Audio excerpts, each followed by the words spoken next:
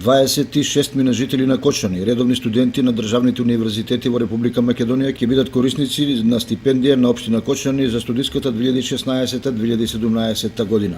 Според претседателката на Комисијата за доделување стипендии Ана Кралева, годинава интересот бил голем и во предвидениот рок биле поднесени 39 пријави, од кои 9 биле неприфатливи.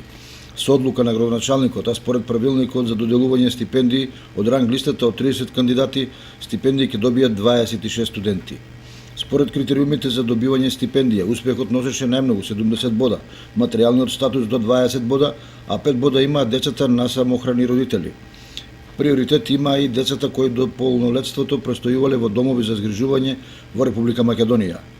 Студентите од градежен архитектонски, геодетски и технолошки факултет имаат дополнителни 5 поени бидејќи нивните струки со одлука на градоначалникот беа утврдени за дефицитарни.